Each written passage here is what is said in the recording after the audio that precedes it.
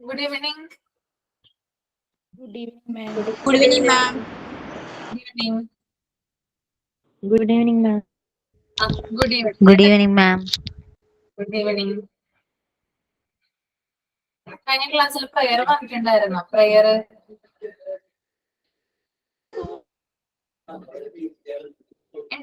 ഉണ്ടായിരുന്നോ? പ്രയർ ആരെങ്കിലും പ്രിപ്പയർ ചെയ്തുകൊണ്ട് വന്നിട്ടുണ്ടോ? ഇനി ഞാനിങ്ങനെ ചോദിക്കില്ല കേട്ടോ എല്ലാ ക്ലാസ്സിലും. ആരെങ്കിലും ഒരാൾ പ്രയർ എന്തായാലും മസ്റ്റ് ആയിട്ട് ചെയ്യണം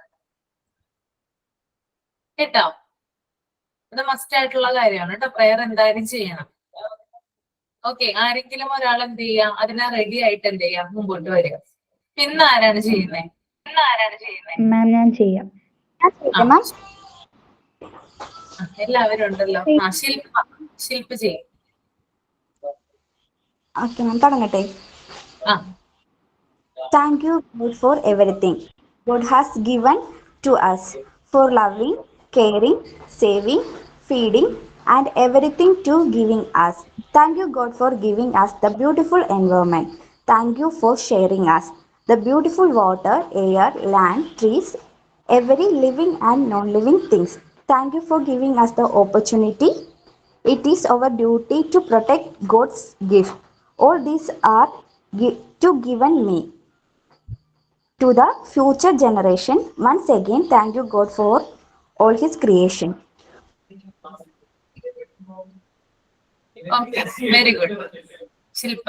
മാം ഒട്ടും പ്രിപ്പയർ അല്ലായിരുന്നു. ഇത് ഞാൻ നേരത്തെ എഴുതി വെച്ചതായിരുന്നു. അതുകൊണ്ട് വോയിസ് ഭയങ്കര ടെൻഷനായിരുന്നു. ശില്പയെ കണ്ടോ? നന്നായിട്ട് ചെയ്തില്ല കുട്ടി പറഞ്ഞപ്പോ തന്നെ. അങ്ങനെ ഓരോരുത്തരും എന്ത് ചെയ്യണം. ഇനി ഞാൻ അടുത്ത ക്ലാസ്സിൽ ആരെന്നൊന്നും പറയുന്നില്ല കേട്ടോ. ഇപ്പൊ കുറെ നാളായില്ലേ നമ്മളിങ്ങനെ ക്ലാസ് നിങ്ങളുടെ തുടങ്ങിയിട്ട്? ഇപ്പൊ എത്ര മാസമായി ക്ലാസ് തുടങ്ങിയിട്ട്?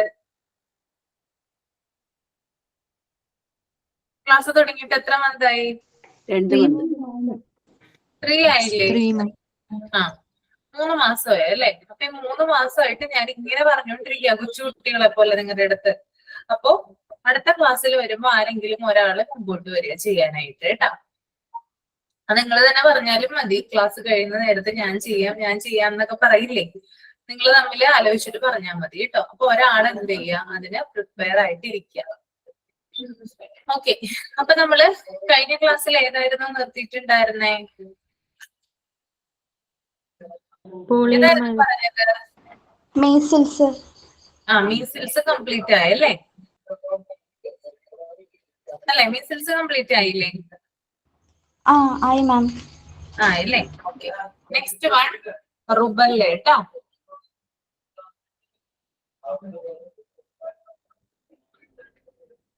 റുബല്ല ഒന്ന് മൈൻഡിലൊന്ന് റീഡ് ചെയ്യൂ കേട്ടോ. എല്ലാവരും മൈൻഡിലൊന്ന് റീഡ് ചെയ്യുക റുബല്ല.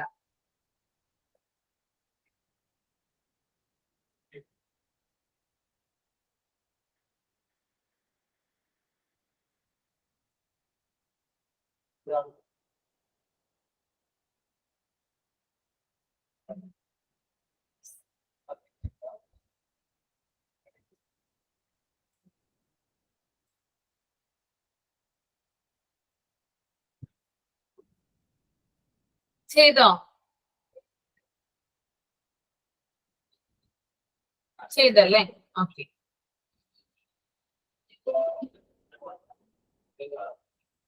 നമുക്കിങ്ങനെ ഇന്ററാക്ട് ചെയ്യുമ്പോ ഡിസ്റ്റർബൻസ് വരുന്നുണ്ടോ? റെക്കോർഡൊക്കെ കേൾക്കുമ്പോ? കുഴപ്പമില്ലല്ലോ. വരാറുണ്ടോ അങ്ങനെ നമ്മൾ ഇന്ററാക്ട് ചെയ്യുമ്പോ? പ്രശ്നമില്ലല്ലോ. മാം ഇപ്പൊ വരുന്നില്ല അധികം. അതെ, അല്ലാതെ വരാറുണ്ടോ? റെക്കോർഡൊക്കെ കേൾക്കുമ്പോ വരാറുണ്ടോ? റെക്കോർഡ് കേൾക്കുമ്പോൾ അങ്ങനെ തോന്നിയിട്ടില്ല. നമ്മൾ ഓൺലൈൻ ക്ലാസ്സിലിരിക്കുമ്പോൾ ഇടയ്ക്ക് വന്നിരുന്നു, അത് തുടങ്ങിയ സമയത്ത്. നമ്മള് ശരിക്കും ഇന്ററാക്റ്റീവ് ക്ലാസ് ആണ് മോണ്ടിസോറി എന്ന് പറഞ്ഞാല് കേട്ടോ. അപ്പൊ നമുക്ക് അത് ചെയ്യാതെ നിവർത്തിയില്ല, അതുകൊണ്ടാണ് കേട്ടോ. ഓക്കെ, അപ്പൊ എല്ലാരും വായിച്ചു കഴിഞ്ഞല്ലോ? റുബല്ല വായിച്ചല്ലോ? ഓക്കെ, അപ്പൊ നിങ്ങളുടെ എക്സ്പീരിയൻസ് പറയണം. അത് ഞാൻ നിങ്ങൾക്ക് ഒരു സമയം തരാം, അപ്പൊ പറഞ്ഞാൽ മതി കേട്ടോ. അപ്പൊ ഞാൻ പറയുന്ന കാര്യങ്ങൾ എന്ത് ചെയ്യാം, ഒന്ന് നോട്ട് ചെയ്ത് വെക്കുക, ഒന്ന് കേൾക്കാനായിട്ട് ശ്രമിക്കാം. ഓക്കെ, പിന്നെ ഞാൻ പറയുന്ന കാര്യങ്ങൾ സ്ക്രോൾ ചെയ്യാം കേട്ടോ. അപ്പൊ ഞാനിപ്പോ സ്ക്രോൾ ചെയ്യാം. ഞാൻ പറയുന്ന കാര്യങ്ങളൊക്കെ ഇംഗ്ലീഷിലോട്ട് കൺവേർട്ട് ചെയ്യുന്നുണ്ടാവും. Yes ma'am. ഓക്കെ.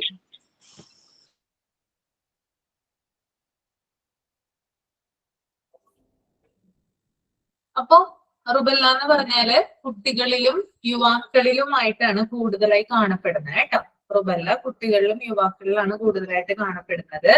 ഒരു പകർച്ചവ്യാധിയാണ്. റുബല്ല എന്ന് പറയുന്നത് ഒരു പകർച്ചവ്യാധിയാണ്. ആരാണ് കൂടുതലും ആരെല്ലാം കാണപ്പെടുന്നത്? കുട്ടികളിലും അതുപോലെ തന്നെ യുവാക്കളിലും. ഇതിന്റെ ലക്ഷണം എന്ന് പറയുന്നത് നേരിയ പനി ഉണ്ടാവും. ഓക്കെ, സാധാരണ നമുക്ക് പനി വരില്ലേ, അതുപോലെ നേരിയ പനി ഉണ്ടാവും. പിന്നെ ചുണങ്ങുണ്ടാവും. മേത്തൊക്കെ എന്തുണ്ടാവും? നമ്മുടെ ദേഹത്ത് ശരീരത്തിലൊക്കെ ചുണങ്ങുണ്ടാവും. അതുപോലെ തന്നെ ഈ ഗർഭാവസ്ഥയിലാണ് ഈ ഒരു റുബല്ല ബാധിക്കുന്നതെങ്കിൽ ഗർഭാവസ്ഥയിലുള്ള കുഞ്ഞിന്, അതായത് ആ ഭ്രൂണത്തിന് എന്ത് പറ്റും? അബോർഷൻ സംഭവിക്കാം. അത് എന്താ പറയാ മെയിൻ ആയിട്ടുള്ള ഒരു ഇഷ്യൂ ആണ് അങ്ങനെ വന്നു കഴിഞ്ഞാല്. ഇപ്പൊ പ്രഗ്നന്റ് ലേഡീസിനാണ് ഈ ഒരു രോഗം വരുന്നതെങ്കിൽ എന്ത് സംഭവിക്കും? അവർക്ക് പ്രഗ്നൻസി പീരീഡിൽ തന്നെ അബോർഷൻ ആയിട്ട് പോകും. പറയൂ, ഒന്നും കൂടി പറയൂ.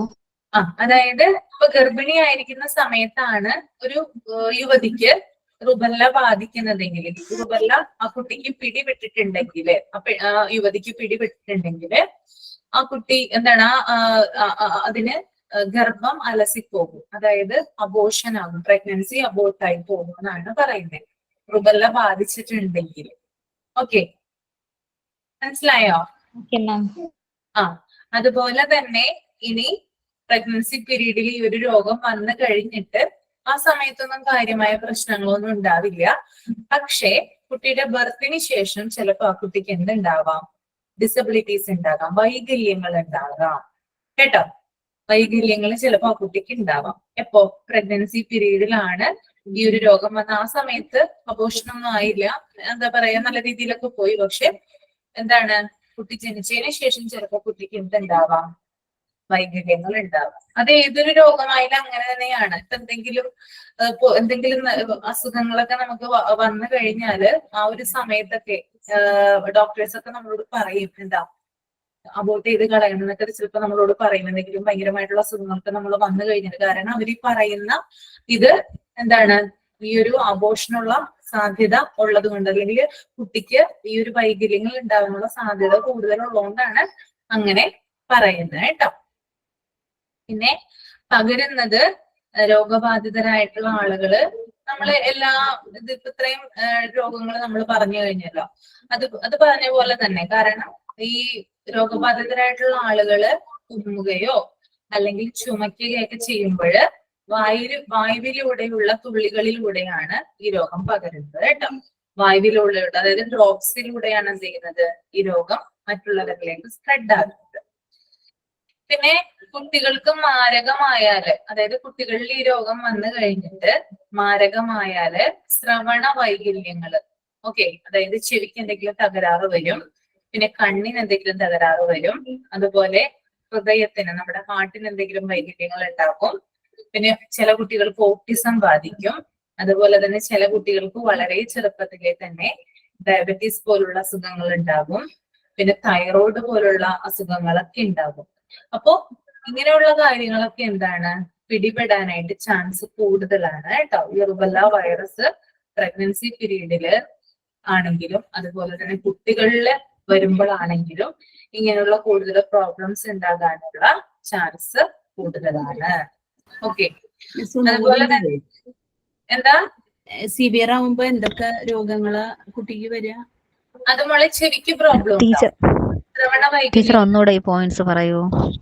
അതായത് ശ്രവണ വൈകല്യങ്ങൾ കുട്ടിക്ക് കേൾവിയെ സംബന്ധിച്ച് എന്തെങ്കിലും ഉണ്ടെങ്കിൽ നിങ്ങൾ ചോദിച്ചോളൂ കേട്ടോ. ഞാൻ എക്സ്പ്ലെയിൻ ചെയ്ത് ഒന്നും കൂടി പറഞ്ഞുതരാം. ചിലപ്പോ ചെവി നല്ലവണ്ണം കേൾക്കാൻ സാധിക്കാതെ വരും. ശ്രവണ വൈകല്യം എന്ന് പറഞ്ഞാൽ ചെവിയുടെ പ്രോബ്ലം, ഇയർ പ്രോബ്ലം ഉണ്ടാവും കുട്ടിക്ക്. അതുപോലെ തന്നെ കണ്ണ് സംബന്ധമായിട്ടുള്ള ഐ പ്രോബ്ലം, ചിലപ്പോൾ വിഷനൊക്കെ എന്താണ് നമുക്ക് പ്രോബ്ലം വരുന്നത്. കുട്ടിക്ക് മര്യാദയ്ക്ക് വായിക്കാനൊക്കെ പറ്റാണ്ടൊക്കെ വരിക, അല്ലെങ്കിൽ എന്തെങ്കിലും കണ്ണുമായിട്ട് റിലേറ്റഡ് ആയിട്ടുള്ള എന്തെങ്കിലും ഒരു പ്രശ്നങ്ങൾ കുട്ടിക്ക് ഉണ്ടാകും. അതുപോലെ തന്നെ ചില കുട്ടികൾക്ക് ഓട്ടിസം വരും. നമുക്കറിയാലോ ഓട്ടിസം എന്ന് പറഞ്ഞാൽ എന്താണെന്നൊക്കെ നമുക്കറിയാലോ കുഞ്ഞുങ്ങൾക്ക് വരുന്നത്. അപ്പൊ ചില കുഞ്ഞുങ്ങൾക്ക് ഓട്ടിസം വരാനുള്ള ചാൻസ് ഉണ്ട്. ഇനി അതുപോലെ തന്നെ ഡയബറ്റീസ് ഉണ്ടാവും ചില കുഞ്ഞുങ്ങൾക്ക്. ഇതിന്റെയൊക്കെ ആഫ്റ്റർ എഫക്റ്റ് ആണ് കേട്ടോ. റുബെല്ല വന്നു കഴിഞ്ഞാലുള്ള ആഫ്റ്റർ എഫക്റ്റ് ആണ് ഇതൊക്കെ പറയുന്നത്. ഡയബറ്റീസ് ഉണ്ടാകും. അതുപോലെ തന്നെ തൈറോയിഡ് പോലുള്ള കാര്യങ്ങളൊക്കെ വളരെ കുഞ്ഞിലെ തന്നെ കുഞ്ഞുങ്ങൾക്ക് വരും. ഓക്കെ, അപ്പൊ ഇതൊക്കെയാണ് എന്ത് ഈ രോഗം വന്നു കഴിഞ്ഞാലുള്ള പാർശ്വഫലങ്ങൾ, ആഫ്റ്റർ എഫക്ട്സ് അല്ലെങ്കിൽ സൈഡ് എഫക്ട്സ് എന്ന് പറയുന്നത്.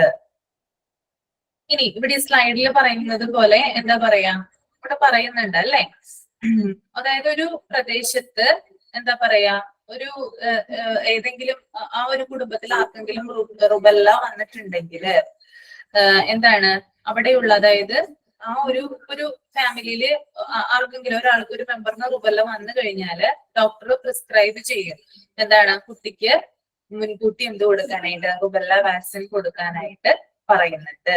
അതുപോലെ തന്നെ പ്രദേശത്തൊക്കെ ആ ഒരു പർട്ടിക്കുലർ ഏരിയയിലൊക്കെ റുബെല്ല വരികയാണെങ്കിൽ എന്താണ് ഈ ഒരു വാക്സിൻസ് കൊടുക്കാനായിട്ട് ഡോക്ടർ നേരത്തെ തന്നെ പറയാറുണ്ട്. ഓക്കെ, അപ്പൊ ഇത്രയും കാര്യങ്ങളാണ് എന്ത് റുബെല്ലയെ കുറിച്ചിട്ട് പറയാനായിട്ടുള്ളത് കേട്ടോ. ഓക്കെ മാം, സിംറ്റംസ് എന്തൊക്കെയാണ് മാം? സിംറ്റംസ് മോളെ ആദ്യം നമുക്ക് ലക്ഷണം നേരിയ പനി, ചുണങ്ങ് അങ്ങനെയുള്ള രീതിയിലാണ് വരുന്നത്. ഓക്കെ, അങ്ങനെയുള്ള രീതിയിൽ വരും. യുവാക്കളിലും കുട്ടികളിലും കാണപ്പെടുന്നുണ്ട്.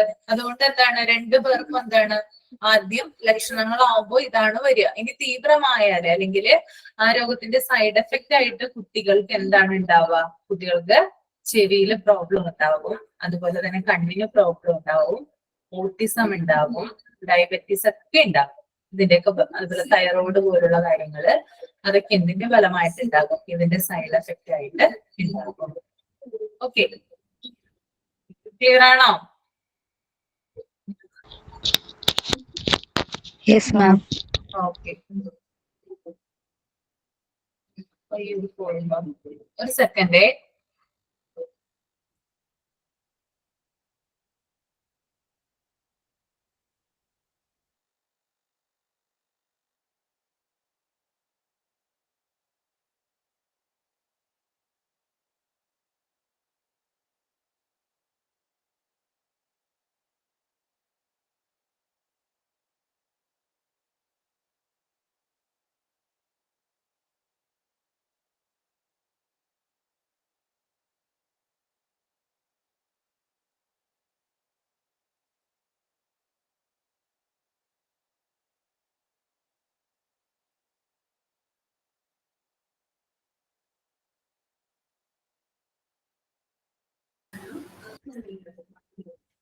ഓക്കെ, ആ സൈഡിൽ തന്നെ നോട്ട് കാണുന്നില്ല. അത് ഒന്ന് മിസ്സായി പോയി തോന്നുന്നു കേട്ടോ. ആള് വരട്ടെ, ഇപ്പൊ ശരിയാവോ? ഇപ്പൊ കാണിക്കാവേ. കാണുന്നില്ല. കാണുന്നില്ല, അത് കാണാഞ്ഞിട്ടാണ് കേട്ടോ. അത് മിസ്സായി പോയിട്ടുണ്ട്. ഇപ്പൊ ശരിയാവും. നിങ്ങൾ ആദ്യം ഞാൻ പറഞ്ഞൊന്ന് കേട്ടാ മതി കേട്ടോ. ഓക്കെ, അപ്പോ ഇത്രയും കാര്യങ്ങളാണ് റുബെല്ലനെ കുറിച്ചിട്ട് പറയാനായിട്ടുള്ളത്. ഇനി നിങ്ങളുടെ ഇതിലെ എന്തെങ്കിലും റുബെല്ലനെ കുറിച്ചിട്ട് എന്തെങ്കിലും കൂടുതൽ കാര്യങ്ങൾ അഡീഷണൽ ആയിട്ട് ചേർക്കാനുണ്ടോ? എന്തെങ്കിലും ആർക്കെങ്കിലും റുബെല്ല പിടിപെട്ടിട്ടുണ്ടോ അല്ലെങ്കിൽ വന്നിട്ടുണ്ടോ നിങ്ങളുടെ അറിവില്? റുബെല്ലയെ കുറിച്ച് കൂടുതലായിട്ട് ഇൻഫോർമേഷൻ നിങ്ങളുടെ കയ്യിലുണ്ടോ? ആരെങ്കിലും പറഞ്ഞിട്ടുള്ള എന്തെങ്കിലുമൊക്കെ അറിവും കാര്യങ്ങളും ഉണ്ടോ?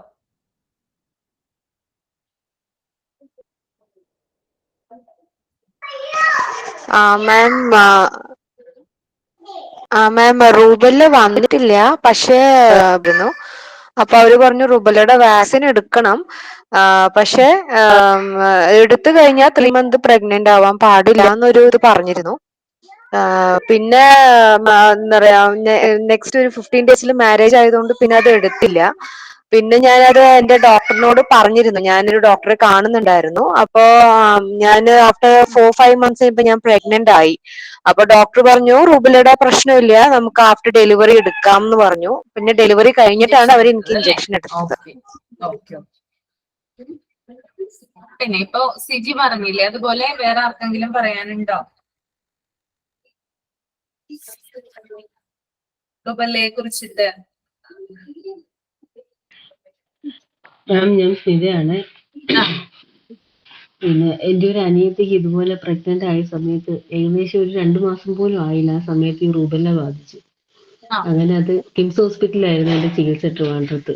അങ്ങനെ ഡോക്ടർ അന്നേരം ഈ പറഞ്ഞ പോലെ നേരത്തെ പറഞ്ഞതുപോലെ അബോർഷന്റെ സാധ്യതയും അല്ലെങ്കിൽ അങ്ങനെ അത് ചെയ്യുന്നതായിരിക്കും നല്ലതെന്നായിരുന്നു ഡോക്ടറുടെ അഭിപ്രായം. അന്നേരം ഇയാൾ ഒത്തിരി പ്രാർത്ഥിച്ചു ഒക്കെ ഒരു കുറച്ച് കല്യാണം കഴിഞ്ഞൊരു 1.5 വർഷം കഴിഞ്ഞിട്ടായി ഈ കുഞ്ഞുണ്ടായതേ. അങ്ങനെ അത് സമ്മതിച്ചില്ല, ഒരു ഭാര്യയും ഭർത്താവും സമ്മതിച്ചില്ല. അങ്ങനെ പിന്നെ എന്തായാലും അതിനുള്ള ചികിത്സയൊക്കെ ആരംഭിച്ചു. അത് കഴിഞ്ഞ് പിന്നെ കുറച്ച് നാൾ കഴിഞ്ഞപ്പോഴത്തേക്ക് അസുഖം മാറി, അവൾക്ക് മാറി. പിന്നെ പ്രസവിച്ചു. പക്ഷെ പ്രസവിച്ച് ഈ പറഞ്ഞ പോലെ ഡിസബിലിറ്റീസ് എന്തെങ്കിലും ഉണ്ടാകുമോ എന്നുള്ളൊരു സൂചന ഡോക്ടർ തന്നിരുന്നു. പക്ഷെ ദൈവം സഹായിച്ചിപ്പോ ആള് 8ൽ പഠിക്കുക മോള്. ഈ നിമിഷം വരെ അവൾക്ക് യാതൊരുവിധ പ്രശ്നവും ഇല്ല. ഈ പറഞ്ഞ പോലെ കുറെ പ്രാർത്ഥനയും കുറെ നേരത്തേക്ക് ആയിരുന്ന ഒരു വിശ്വാസം. ചെയ്ത ചികിത്സയുടെ ട്രീറ്റ്മെന്റ് അത്രയും നല്ലതായതുകൊണ്ടും ആളെ തൂക്കത്തിന് കാശൊക്കെ ഒരുപാട് ചെലവായി. എങ്കിൽ തന്നെയും നല്ല രീതിയിൽ തന്നെ ആ ട്രീറ്റ്മെന്റിന് വിജയിക്കാനും പിന്നെ ഇപ്പൊ മോൾ 8ൽ പഠിക്കുക. ഈ നിമിഷം വരെ അവർക്ക് ആരോഗ്യ പ്രശ്നങ്ങളോ ഏതെങ്കിലും തരത്തിലുള്ള ഡിസബിലിറ്റീസോ ഒന്നുമില്ല. അങ്ങനെ പ്രശ്നമൊന്നുമില്ല. അതെങ്ങനെ വന്നതാണെന്നൊന്നും അറിയത്തില്ല. പിന്നെ ഇത് പക്ഷെ പ്രഗ്നന്റ് ആയ സമയത്താണ് ഇതുണ്ടായത്. ഫസ്റ്റ് സ്റ്റേജിൽ തന്നെയും ആയിരുന്നത്. സാധ്യത ഒരുപാടായിരുന്നു ഇത് അബോർഷൻ ആകാൻ. പക്ഷെ എന്തായാലും അങ്ങനെയൊന്നും സംഭവിച്ചില്ല. അതായത് നമ്മള് ഫസ്റ്റ് പ്രഗ്നൻസിയുടെ ഫസ്റ്റ് 3 months ആണ് ശരിക്കും പറഞ്ഞാല് കൂടുതലായിട്ട് എന്താ പറയാ നമ്മള് കെയർ കൊടുക്കേണ്ടത്. ആ ഒരു സമയത്ത് കൂടുതൽ എന്താ പറയാ റുബല്ല വൈറസ് പിടിപെട്ട് കഴിഞ്ഞാല് കുഞ്ഞിനെ അത് നല്ല രീതിയിൽ ബാധിക്കും എന്ന് പറയുന്നുണ്ട് കേട്ടോ. ഇൻഫെക്ഷൻസ് ആയിട്ട് ബാധിക്കും എന്ന് പറയുന്നുണ്ട്. അതുപോലെ തന്നെ റുബല്ല കണ്ടുപിടിക്കാനുള്ള ഒരു ടെസ്റ്റ് ഉണ്ട്. ആ ടെസ്റ്റിന്റെ പേരാണ് IgG ടെസ്റ്റ് കേട്ടോ. IgG test. ഓക്കെ, അത് റുബല്ല ഡയഗ്നോസ് ചെയ്യുന്നതിനുള്ള ഒരു ടെസ്റ്റ് ആണ്. അതുപോലെ തന്നെ ഇപ്പോ എന്താ പറയാ നേരത്തെ ഞാൻ പറഞ്ഞല്ലോ ചുവന്ന പാടുകൾ ഉണ്ടാകും, ചുണങ്ങുണ്ടാവുമല്ലോ. ചുണങ്ങിന്റെ ആ ഒരു കാര്യങ്ങളൊക്കെ നമ്മുടെ ദേഹത്ത് ഉണ്ടാകും. പിന്നെ നേരിയ രീതിയിൽ തൊണ്ടവേദന ഉണ്ടാവും കേട്ടോ, അതൊരു സിംറ്റം ആയിട്ട് വരുന്നുണ്ട്. പിന്നെ ജോയിന്റ് പെയിനും കാര്യങ്ങളൊക്കെ എവിടെ ഉണ്ടാകും, ഈ ഒരു റുബല്ലയില് കാണാൻ പറ്റും കേട്ടോ. IgG ടെസ്റ്റ് ഞാനിവിടെ കമന്റ് ചെയ്യാം കേട്ടോ.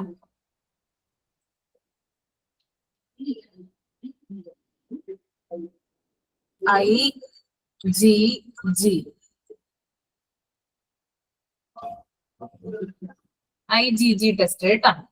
ഓക്കെ,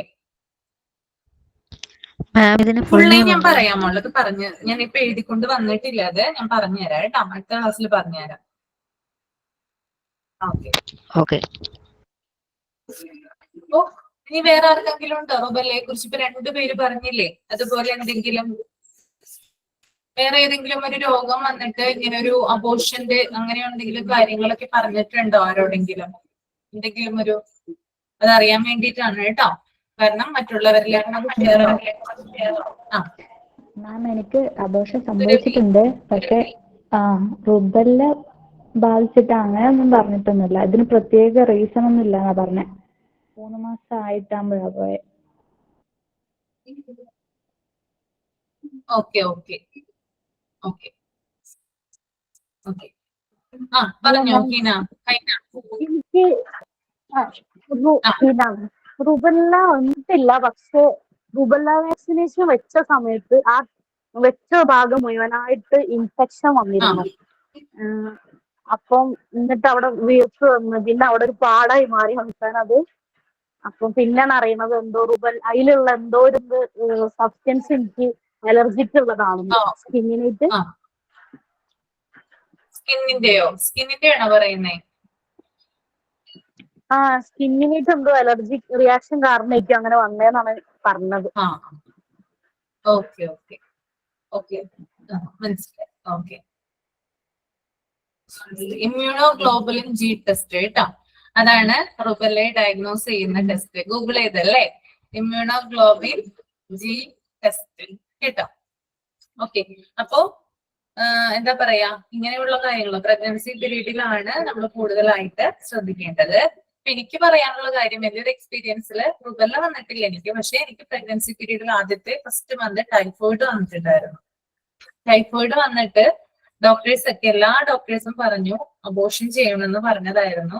പക്ഷെ എന്താ പറയാ, നമ്മുടെ ഒരു നേരത്തെ പറഞ്ഞല്ലോ, നമ്മുടെ ഒരു പ്രാർത്ഥനയും നമ്മുടെ മനഃശക്തിയും കൊണ്ടൊക്കെ എന്താണ്, കുഞ്ഞിനൊന്നും ഒരു കുഴപ്പം ഉണ്ടായിരുന്നില്ല.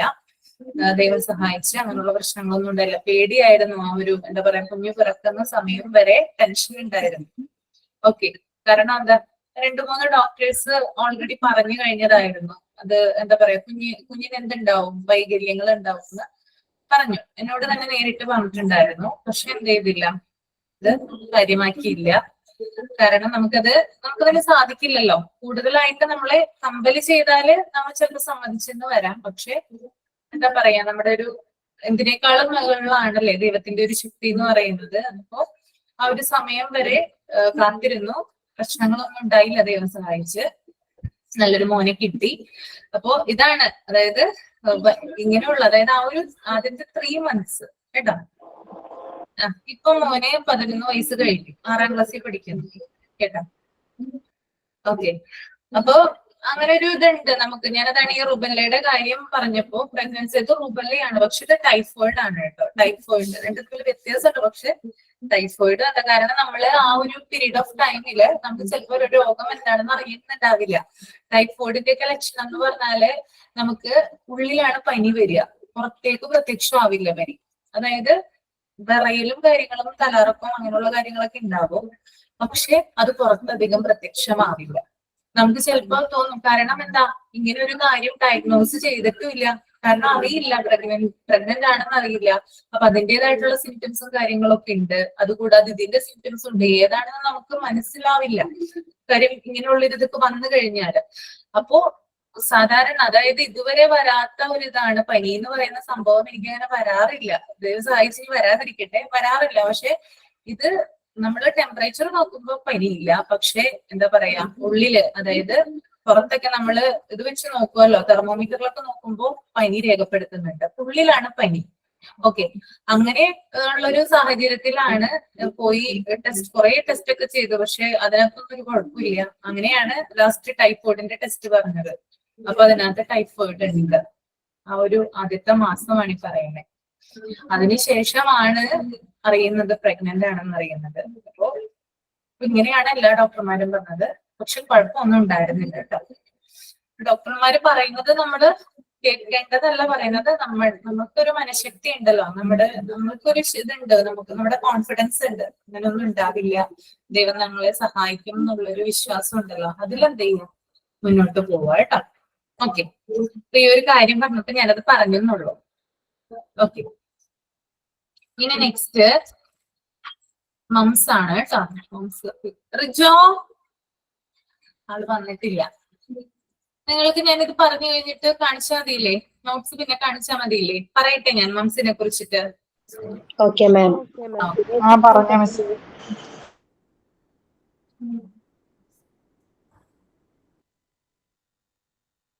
ഓക്കെ, മംസ് വൈറസ് എന്ന് പറയുന്നത് കവിളിന്റെ സമീപത്തുള്ള പരോട്ടിഡ് ഗ്രന്ഥികളിലാണ് കൂടുതലായിട്ടും. അതായത് നമ്മുടെ ഈ കവിളുണ്ടല്ലോ, നമ്മുടെ ഫേസിലേക്ക് കവിളുണ്ടല്ലോ, അതിന് സമീപത്ത്, അതിന്റെ അടുത്തായിട്ട് എന്തുണ്ട്, പരോട്ടിഡ് എന്ന് പറയുന്ന ഒരു ഗ്രന്ഥി ഉണ്ട്, ഒരു ഗ്ലാൻഡ് ഉണ്ട്, പരോട്ടിഡ് ഗ്ലാൻഡ്.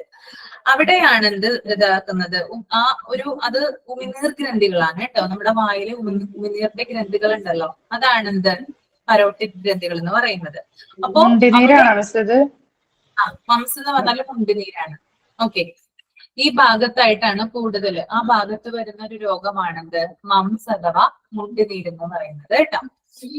സാധാരണയായിട്ട് കേരളത്തിൽ ഇത് കണ്ടുവരുന്നത് ഏപ്രിൽ മെയ് മാസങ്ങളിലാണ്. നിങ്ങൾ ഒന്ന് ശ്രദ്ധിച്ചാൽ അറിയാൻ പറ്റും. ഇപ്പൊ ഏപ്രിൽ മെയ് ഒക്കെ കടന്നുപോയല്ലോ, കഴിഞ്ഞല്ലോ.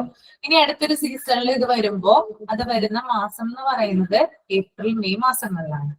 അതുപോലെ തന്നെ ഈ ഒരു രോഗത്തിന്റെ, എന്റെ ഫേസ് കാണുന്നില്ലേ?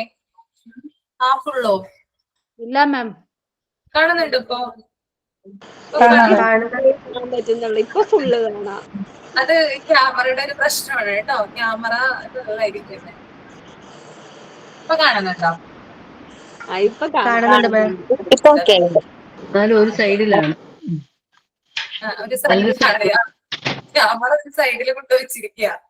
ഓക്കെ മാം ക്യാമറ നേരെയാക്കാൻ പറ്റില്ലേ? ക്യാമറ നേരെയാക്കാൻ പറ്റില്ലേ?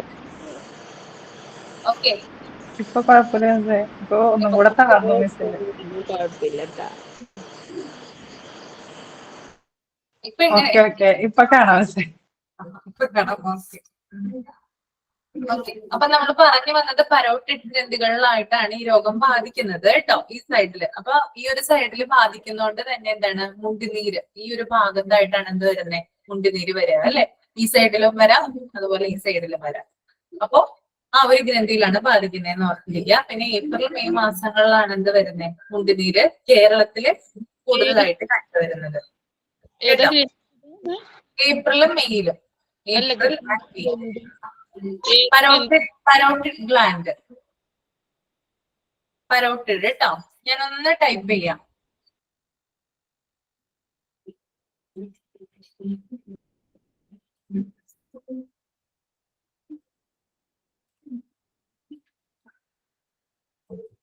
പരോട്ടിഡ്.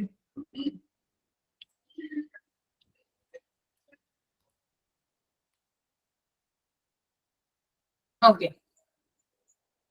പിന്നെ ഈ ഒരു രോഗത്തിന്റെ പ്രത്യേകത എന്ന് പറഞ്ഞാല് ഒരു പ്രാവശ്യം നമുക്ക് വന്നു കഴിഞ്ഞാല് പിന്നീട് വരാനുള്ള ചാൻസ് വളരെ കുറവാണ്. ഓക്കെ, ഒരു പ്രാവശ്യം ഇത് വന്നു, അതിനുശേഷം എന്ത് വരില്ല, പിന്നീട് രോഗം വരില്ല. ആർക്കെങ്കിലും ഒക്കെ വന്നിട്ടുണ്ടോ ഈ കൂട്ടത്തില് മുണ്ടുനീര്? വന്നിട്ടുണ്ട് മാം. എല്ലാവർക്കും വന്നിട്ടുണ്ട് ഒരുവിധം. എനിക്കും വന്നിട്ടുണ്ട്. മാഡം സ്റ്റാൻഡേർഡിൽ പഠിക്കുമ്പോഴാണ് വന്നേ. എനിക്ക് ട്യൂമർ ഉണ്ടായിട്ട് പരോട്ടിഡ് ഗ്ലാൻഡ് എടുത്ത് കളഞ്ഞിട്ടുണ്ട്. മുണ്ടിനീര് വന്നിട്ടില്ല ഇതുവരെ. 3 വർഷമായി ഇപ്പൊ ആ സർജറി കഴിഞ്ഞിട്ട്. നൗഷാദ് ഡോക്ടറിന്റെ ഹോസ്പിറ്റലായിരുന്നു, നൗഷാദ് ENT ക്ലിനിക്ക്. ഒരു ട്യൂമർ ഉണ്ടായിരുന്നു അതിനകത്ത്. ഓക്കെ. ഇനി മറ്റുള്ളവർക്കൊക്കെ വന്നിട്ടുണ്ടെന്നാണ് പറഞ്ഞത്. നിങ്ങളൊക്കെ ചെറുപ്പം ഏജിലാണോ നിങ്ങൾക്കൊക്കെ വന്നാക്കണത്? ചെറിയ സമയത്താണോ? എനിക്ക് 4 വയസ്സുള്ളപ്പോ വന്നത്. 4 വയസ്സ്. Okay okay okay. മാം എനിക്കിപ്പോ കഴിഞ്ഞ ഏപ്രിൽ മാസത്തിലാണ് ഉണ്ടായത്. അലീഷ് ഫസ്നയ്ക്കോ? ഏപ്രിൽ മാസത്തിലോ?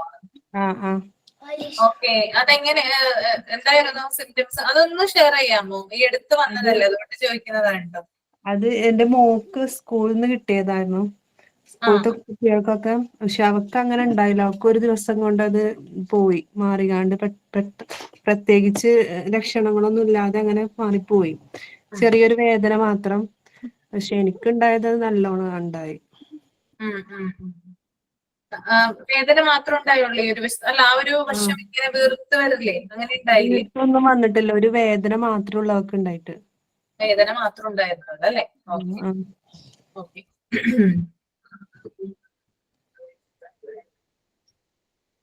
അതുപോലെ തന്നെ ഞാൻ പറഞ്ഞു, ഒരു പ്രാവശ്യം വന്നു കഴിഞ്ഞാല് പിന്നീട് വരാനുള്ള ചാൻസ് കുറവാണ്. പക്ഷെ ഇതുണ്ടാക്കുന്ന അസ്വസ്ഥതയും അതുപോലെ തന്നെ ഇതിന്റെ സൈഡ് എഫക്റ്റും എന്താണ്, ഈ രോഗത്തെ കൂടുതൽ ഗൗരവമുള്ളതാക്കുന്നുണ്ടെന്ന് പറയുന്നുണ്ട്. അതായത് ചെറുപ്പത്തിലേക്ക് എനിക്കൊക്കെ വന്നപ്പോ ഈ ഒരു ഭാഗം ഭയങ്കരമായിട്ട് എന്ത് ചെയ്തു, വീർത്തു വന്നു. ഈ ഒരു സൈഡിലാണ് വന്നത്. ഈ സൈഡ് ഭയങ്കരമായിട്ട് വീർത്തു വന്നു. നമുക്ക് എന്തോ കല്ലിവിടെ കെട്ടിവെച്ച പോലെയാണ് എനിക്ക് തോന്നിയത്. ഭയങ്കര ബുദ്ധിമുട്ട്, കാരണം ഭയങ്കര ഭാരമല്ലേ ഇത്. അങ്ങോട്ടും ഇങ്ങോട്ടും തിരിയാൻ പറ്റുന്നില്ല. പിന്നെ നമ്മളെ ആ ഒരു റൂമിൽ ഇരുത്തിയേക്കുക, പുറത്തേക്കൊന്നും ഇറക്കുന്നില്ല. കാരണം പകരുമല്ലോ ഇത്, പെട്ടെന്ന് പകരും. പിന്നെ ഒരു സന്തോഷമുള്ള കാര്യം എന്ന് വെച്ചാൽ സ്കൂളിൽ പോവണ്ട. ഓക്കെ, ഒരാഴ്ചത്തേക്ക് സ്കൂളിൽ പോവണ്ട. അത് ഭയങ്കര ഹാപ്പി ഉള്ള ഒരു കാര്യമാണ് അല്ലേ? എന്തെങ്കിലും ഒരു രോഗം വന്നെങ്കിൽ സ്കൂളിൽ പോകണ്ട. പക്ഷെ ഇതുണ്ടാക്കുന്ന പാർശ്വഫലങ്ങൾ എന്ന് പറഞ്ഞാൽ ഭയങ്കര വലുതാ. ഓക്കെ, ഈ ഒരു ഭാഗം അനക്കാൻ പറ്റിയിട്ടേ ഇല്ല എനിക്ക്. അപ്പൊ അതാണ് എനിക്ക് 6ാം ക്ലാസ്സിൽ പഠിക്കുമ്പോഴാണ് വന്നേ. മാം ഇത് 1 വീക്കിന്റെ ഉള്ളിൽ മാറോ? 1 വീക്കിന്റെ ഉള്ളിൽ മാറും. 1 വീക്കിന്റെ ഉള്ളിൽ മാറും എന്തായാലും. ഒരു സൈഡ് മാത്രമേ വന്നുള്ളൂ, 2 സൈഡും വന്നില്ലേ? ഇല്ല, എനിക്ക് ഒരു സൈഡ്, എനിക്കിപ്പോഴും ഓർമ്മയുണ്ട്, ലെഫ്റ്റ് സൈഡിലാണ് വന്നത്. അപ്പൊ എനിക്ക് ഞാൻ സിനിമ കണ്ടോണ്ടിരിക്കുക. അപ്പൊ മര്യാദക്ക് സിനിമ ഒന്നും കാണാൻ പറ്റുന്നില്ല. കാരണം ഇത് പൊക്കിക്കൊണ്ടിങ്ങനെ നോക്കിക്കൊണ്ടിരിക്കണമല്ലോ. അപ്പൊ ഇത് ഭാരം കാരണം മൂവി കാണാൻ പറ്റുന്നില്ല. അപ്പൊ എനിക്ക് ആകെ ദേഷ്യം വരെയാണ്. കാണാൻ പറ്റുന്നില്ല, ആൾക്കാരെ കാണാൻ പറ്റുന്നില്ല, അങ്ങനെയൊക്കെ ഉള്ള ഒരു സ്ഥിതിയിലായി. ഭയങ്കര ദേഷ്യം. എങ്ങനെയെങ്കിലും ഒന്ന് കുറഞ്ഞാൽ മതി. അത് മാത്രമല്ല, ഇതിന്റെ ഒരു ഭാരം ഉണ്ട്. ഇതിങ്ങനെ വന്ന് വീർത്തത് ഇവിടെ ഇരിക്കുമല്ലോ. അപ്പൊ അതിന്റെ ഒരു ഭാരവും നമുക്ക് ഭയങ്കരമായിട്ട് പ്രശ്നങ്ങൾ ഉണ്ടാക്കും. എന്ത് മരുന്നാണ് അന്ന് ചെയ്തത്? അതെനിക്കന്ന് ഓർമ്മയില്ല. ഗവൺമെന്റ് ആശുപത്രിയിലാണ് അമ്മ എന്നെ കൊണ്ടുപോയത്. അതെനിക്ക് ഓർമ്മയുണ്ട്. ഒരു പരട്ടണ അവര് എന്താണ് എനിക്ക് കറക്റ്റ് ഓർമ്മയില്ല. മരുന്നും കാര്യങ്ങളൊക്കെ ഉണ്ടായിരുന്നു കേട്ടോ. മരുന്നൊക്കെ ഉണ്ടായിരുന്നു. ഒരു പൊട്ട സ്മെല്ലുള്ള ഒരു സംഭവം തേക്കാൻ ഇങ്ങനെ തന്നു. പിന്നെ നമുക്ക് അവിടെ ഓയിൽമെന്റോ അങ്ങനെയുള്ള തൈല അങ്ങനത്തെ എന്തൊക്കെയോ തന്നിട്ടുണ്ടായിരുന്നു അവിടെ തേക്കാനൊക്കെ ആയിട്ട്. ഇതൊക്കെ എനിക്ക് ഇതൊക്കെ ചെയ്തു. അപ്പൊ ആരും ഇങ്ങനെ ഈ നമ്മുടെ നാട്ടുവൈദ്യം പോലെ അങ്ങനെ ആരും എന്താ പറഞ്ഞിട്ട് ഈ ആനയുടെ കൊമ്പില്ലേ, കൊമ്പ്, ആനയുടെ പല്ലോ കൊമ്പോ അങ്ങനെ ഒരു സാധനം കഷ്ണം കൊണ്ടുവന്നിട്ട് അതിങ്ങനെ അരച്ചിട്ട് തേക്കുമായിരുന്നു. 2 സൈഡിലും വന്നായിരുന്നു. അങ്ങനെയൊക്കെ ഉണ്ടോ? അതൊക്കെ അറിയില്ല, എനിക്കത് ഓർമ്മയുണ്ട്. അപ്പൊ അതിന്റെ അരയ്ക്കുമ്പോൾ ആ ഒരു മണമൊക്കെ എനിക്ക് ഇപ്പോഴും ഓർമ്മയുണ്ട്. അതാ ഞാൻ പറയാൻ കാരണം. അച്ചാച്ചനെ എവിടെന്നോ കൊണ്ടുവന്നിട്ട് അതിങ്ങനെ പെരട്ടി തരുമായിരുന്നു. ഈ മരുന്നും ഗവൺമെന്റ് ഹോസ്പിറ്റലിലെ മരുന്നും പെരട്ടും, ഇതും പെരട്ടുമായിരുന്നു. എഫക്ട് ചെയ്തോ? മാറി സംഭവം മാറി. പക്ഷെ ഇത് ചെയ്തിട്ട് ആണോന്നൊന്നും അറിയില്ല. എന്താ റോജി എം തോമസ് എന്തെങ്കിലും പറഞ്ഞായിരുന്നോ?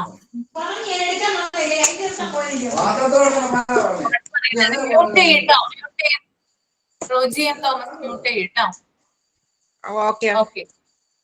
അപ്പൊ ഇംഗ്ലീഷ് മരുന്നുകൾ തന്നെയാണ് എനിക്ക് തന്നിട്ടുണ്ടായിരുന്നത്. ബാക്കി ഞാൻ ഓർമ്മയില്ല എന്താണെന്ന്. പക്ഷെ 1 വീക്കിനുള്ളിൽ മാറി. 1 വീക്ക് കഴിഞ്ഞിട്ട് ഞാൻ സ്കൂളിൽ പോയി. അപ്പൊ ആ ഒരു സമയത്ത് മാത്രം ആ ഒരു ബുദ്ധിമുട്ടുണ്ടായിരുന്നു. പിന്നെ എന്താ ഇത് പകരുന്നത് എങ്ങനെയാ? ഇത് പകരുന്നത് പറയാ കേട്ടോ. പിന്നെ ഈ രോഗം സാധാരണയായിട്ട് മരണകാരണമാകാറില്ല. ബാക്കിയുള്ള നമ്മൾ കുറച്ച് രോഗങ്ങളൊക്കെ പറയുമ്പോൾ മാരകമായേക്കാം, അല്ലെങ്കിൽ മരണത്തിന് കാരണമായേക്കാം എന്നൊക്കെ പറയുമല്ലോ. പക്ഷെ ഈ മുണ്ടുനീര് വന്നാല് മുണ്ടുനീര് വന്ന് ആരും ഇതുവരെ മരിച്ചിട്ടില്ലെന്നാ പറയുന്നത്. റോജി എം തോമസ് മ്യൂട്ട് ചെയ്യട്ടോ. ഓക്കെ. ഹലോ. ഓക്കെ. അതുപോലെ തന്നെ മുണ്ടുനീരിന്റെ കാരണക്കാരൻ, അതായത് മിക്സോ വൈറസ് കുടുംബത്തിൽപ്പെട്ട വൈറസുകളാണ്. അപ്പോ ആരാണ് മുണ്ടുനീര് പരത്തുന്നത്? വൈറസ് ആണ്. വൈറസിന്റെ പേരാണ് എന്ത്? മിക്സോ വൈറസ് കേട്ടോ. ഓക്കെ. നമ്മളെ ഇത് 7th ചാപ്റ്റർ ആണ്, യൂണിറ്റ് 7 ആണ് കേട്ടോ. ഓക്കെ. വൈറസിന്റെ പേര് ഒന്നും കൂടി പറയൂ. മിക്സോ വൈറസ്. മിക്സോ ഞാനിവിടെ ടൈപ്പ് ചെയ്യാം.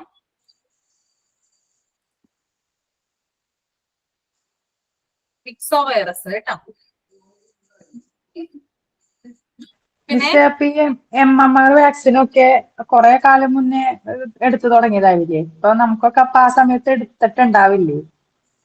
നമുക്കൊക്കെ ചിലപ്പോ എടുത്തിട്ടുണ്ടാകും, എടുത്തിട്ടില്ല എന്നല്ല പറയുന്നത്. എന്നാലും ഇത് വേറൊരു കുട്ടിക്കൊക്കെ ഉണ്ടെങ്കിൽ ചിലപ്പോ നമുക്ക് സ്പ്രെഡ് ആകും. ക്ലോസ് കോണ്ടാക്ട് ഒക്കെ വന്നു കഴിഞ്ഞാല് കൂടുതലും സ്കൂളിൽ നിന്നാണെന്ന് തോന്നുന്നത് പകരുന്നേ. ആർക്കെങ്കിലും ഒരാൾക്ക് വന്നു കഴിഞ്ഞാല് പെട്ടെന്ന് എന്ത് ചെയ്യും? അടുത്ത കുട്ടിക്കാവും. എനിക്ക് കിട്ടിയത് സ്കൂളിൽ നിന്നാ, അതുകൊണ്ട് എനിക്കറിയാം. അപ്പോ നമുക്ക് വാക്സിൻസ് ഒക്കെ പ്രോപ്പർ ആയിട്ട് നമ്മൾ എടുക്കുന്നുണ്ട്. എന്നിരുന്നാൽ കൂടി ചില സാധ്യതകൾ ഉണ്ട് നമുക്ക് ഇത് രോഗം വരാൻ വേണ്ടിയിട്ട്. പക്ഷെ വാക്സിൻ പ്രോപ്പർ എടുത്തിട്ടുള്ള ഒരാളാണെങ്കിൽ മരണത്തിന് കാരണമാകില്ല, ഭയങ്കരമായിട്ട് മാരകമാകില്ല കേട്ടോ. അതൊരു പ്രത്യേകതയാ. രോഗം വന്ന് നമുക്ക് പോകുള്ളൂ, തീവ്രമാകില്ല. ഓക്കെ. പിന്നെ അതെന്ന് വെച്ചാൽ എനിക്ക് പണ്ട് ചെറുപ്പത്തിൽ വന്നിട്ടുണ്ടായിരുന്നേ. അത് കഴിഞ്ഞ് പിന്നെ ഒരു +2 പഠിക്കുമ്പോൾ ശനിയാഴ്ച ക്ലാസ് വെച്ചിട്ടുണ്ടായിരുന്നു.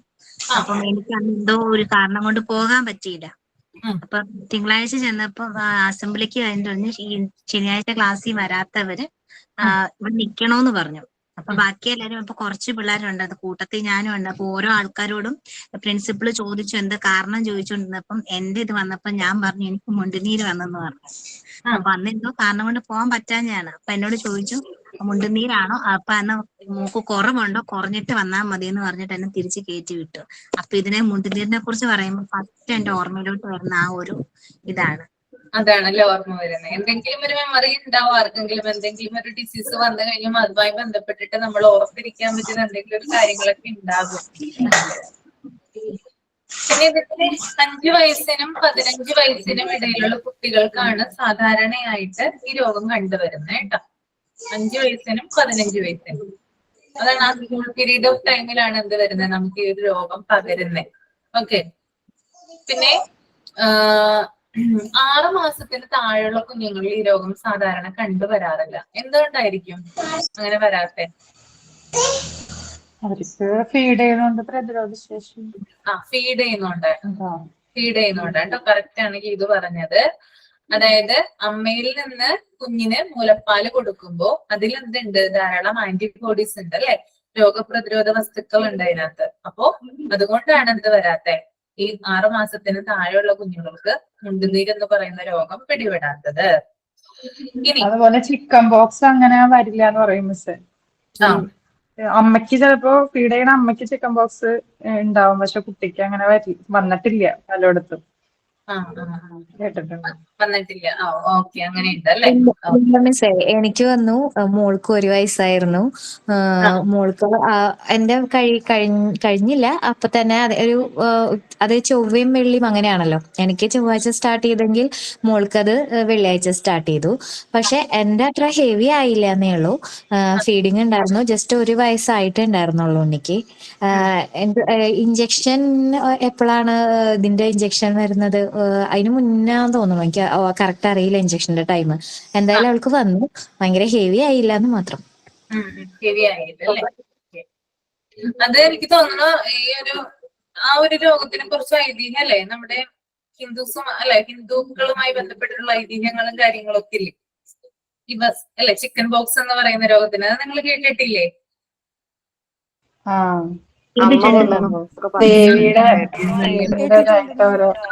കേട്ടിട്ടുണ്ട്. കൊടുങ്ങല്ലൂരമ്മയുടെ അതെ അതെ. ആ ചൊവ്വ വെള്ളി ദിവസങ്ങളില് അത് വരുന്നതെന്ന് പറയാൻ അങ്ങനെയുള്ള ഒരു ഐതിഹ്യം കാര്യങ്ങളൊക്കെ ഉണ്ട്. കറക്റ്റ് ആയിട്ട് എനിക്ക് അറിയില്ല കേട്ടോ. അങ്ങനെ നമ്മള് പണ്ട് കാലത്തെ ആളുകൾ പറഞ്ഞ് നമ്മൾ കേട്ടിട്ടുള്ള കാര്യങ്ങളാണ്. പ്രോപ്പറായിട്ട് സയന്റിഫിക് ആയിട്ടായിരുന്നു ഇതില്ല കൂടുതല്. പിന്നെ കൂടുതലും ഇംഗ്ലീഷ് മരുന്നുകളെക്കാളും കൂടുതലും ഒക്കെ എന്താണ് ഹോമിയോ, അതുപോലെ തന്നെ നാട്ടുവൈദ്യം, അങ്ങനെയുള്ള കാര്യങ്ങളാണ് ഈ ഒരു രോഗത്തിന് കൂടുതലായിട്ട് ചെയ്ത് വരുന്നത്. കണ്ട് നമ്മള് ശീലിച്ചേക്കുന്നത് അങ്ങനെയുള്ള കാര്യങ്ങളാണ്. ഓക്കെ. പിന്നെ എങ്ങനെയാണ് പകരുന്നത്? നേരത്തെ ഒരു കുട്ടി ചോദിച്ചിട്ടുണ്ടായിരുന്നു, നമ്മുടെ ഉമിനീരിൽ കൂടി. ഓക്കെ, നമ്മുടെ ഡ്രോപ്സ് ഉണ്ടല്ലോ, ഉമിനീരുണ്ടല്ലോ, അതിൽ കൂടി, പിന്നെ നേരിട്ടുള്ള സ്പർശനം വഴിയോ ഈ രോഗം പകരാം. ഓക്കെ. അപ്പൊ നമ്മളിപ്പോ ഞാൻ പറഞ്ഞു, സ്കൂളിൽ നിന്നാണ് കുട്ടിക്ക് കിട്ടുന്നതെങ്കിൽ ആ ഒരു കുട്ടി ഈ മുണ്ടുനീര് ബാധിച്ചിട്ടുള്ള ഒരു കുട്ടിയുമായിട്ട് ക്ലോസ് കോണ്ടാക്ട് ചെയ്തിട്ടുണ്ടാവും. ഓക്കെ, തൊട്ടും പിടിച്ചൊക്കെ എന്താണ് ഇരുന്നിട്ടുണ്ടാവും. അങ്ങനെയാണ് എന്ത് ചെയ്യുക, ഈ രോഗം പകരുക.